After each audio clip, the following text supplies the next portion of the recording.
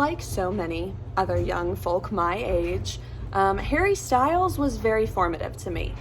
I first discovered Harry Styles in 2010 because of One Direction, and Harry Styles, I really grew up with him as an artist.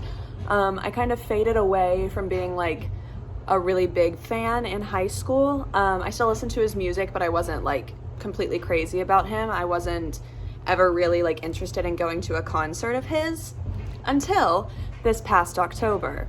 He was coming to Nashville. He was performing 2 nights in Nashville at the Bridgestone Arena, and I didn't really have a super strong desire to put in the effort and spend the money on going, especially like so last minute. But my dear sweet friend Bailey had just had her feelings really hurt by a guy she really liked.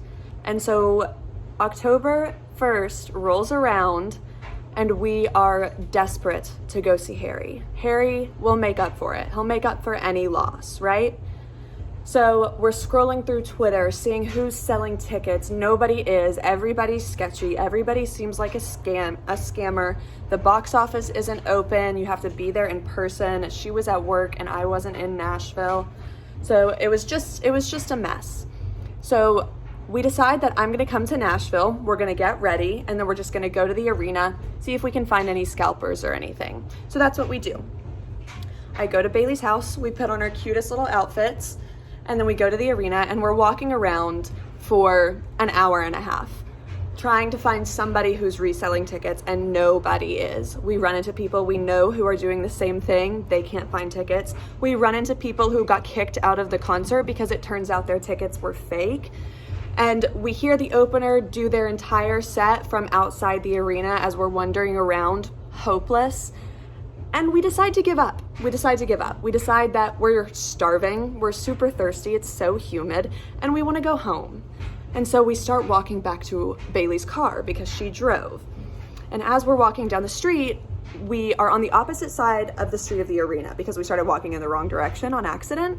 And so we're walking past the street and we see a Love on Tour crew member, and that's the name of Harry Styles' tour. And so we kind of like make flirty eyes a little bit, and we walk and we reach the end of the street and we're like, you know what, we might as well just shoot our shot.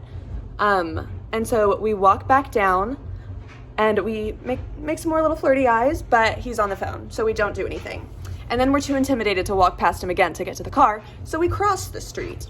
And I don't know if you know this about Bridgestone Arena, but it has a ton of doors around the side of it that are exit-only doors. They don't have handles where you can enter them. And you can't. I stuck my little fingers in the crack and I tried to pull it open and I couldn't. It was really disappointing. And so we're nearing the car, we're rounding a corner and I see it. A flash of light entering one of these doors. I run, I bolt to the door and I stick my fingers in the crack right before it closes and I say, Bailey, let's go. And we race up this back set of stairs and I see ahead of me 2 other girls who I guess somehow opened the door and we were following them in. We caught them before the door closed. And we run inside, and these girls were more familiar with Bridgestone than me or Bailey. And so when we first get inside, we are up in the nosebleeds, like the highest section. And these girls just like let us follow them out and down to like the lower sections. And we end up in like section 100 without spending a dime on a ticket.